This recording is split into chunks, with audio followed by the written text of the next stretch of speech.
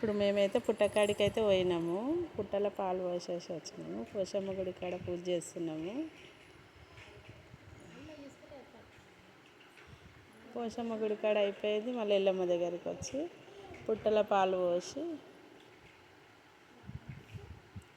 ఆడ నైవేద్యం పెట్టి శాఖ పెట్టి మళ్ళీ ఇంకా వేరే గుడికి పోయినాం. ఇప్పుడు పోషమ్మ గుడి దగ్గర పూజ చేస్తాం.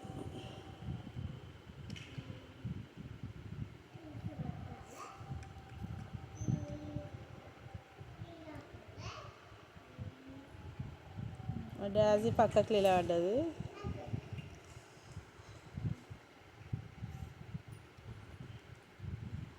పూజ చేసి నైవేద్యం ఈడ పోషమ్మ గుడి అంటే పోషమ్మ గుడి రెండు ఒకటే దగ్గర ఉంటాయి అన్నట్టు. పోషమ్మ గుడి ఒకటి, ఎల్లమ్మ పుట్ట ఒకటి, రెండు అక్కడనే ఉంటాయి. రెండు దేవుని కాడ పూజ చేసుకున్నాం. ఇంకా డాన్స్ అయితే ఎట్లా చేస్తుంది. ఇక పుట్టకాడికి వచ్చినాం. ఎల్లమ్మ పోషమ్మ దగ్గర అయిపోయింది పూజ. ఎల్లమ్మ దగ్గరికి వచ్చినాం పుట్టకాడికి. ఆడ పూజ చేస్తుంది.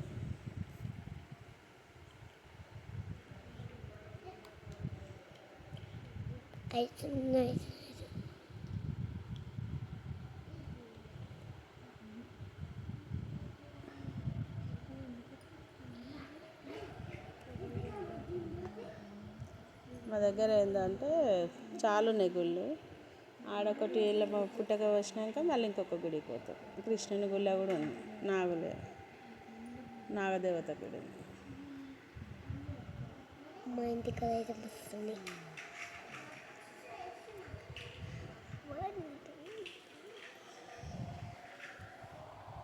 పిల్లలు గిట్ట స్కూల్కి పోయినాక పోయినాం. ఎందుకంటే పిల్లలు ఇక చేయడానికి టైం అవుతుంది అని చెప్పాను. మా అమ్ములు చిన్నోడు అందరూ పోయినాక పోయినాం. మా డాడీ ఒకటి వచ్చింది. మా చిన్న కోడలు అక్కడ వచ్చి ఇప్పుడు ఈడికి వచ్చినాం. మళ్ళీ నాగదేవత కృష్ణుని గుడి దగ్గరికి వచ్చినాము. మళ్ళీ నాగులకి వస్తాం. మా డాడీ కూడా చేసింది పూజ. డాడీ పసుపు, కుంకుమ, పేలాలు, పాలు పోసింది. అన్నీ చేసిందమ్మ పెద్ద మనిషి మా డాడీ తల్లి.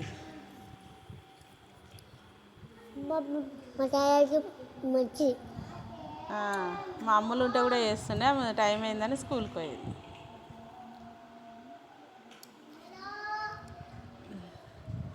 ఈడ పాలు పోసి ఈడ నైవేద్యం పెట్టి ఈడ పేలాలు వేసినాక ఎల్లమ్మ గుడి ఈడ పొట్టల పాలు పోసి ఈడ నాగదేవునికి పూజ చేసి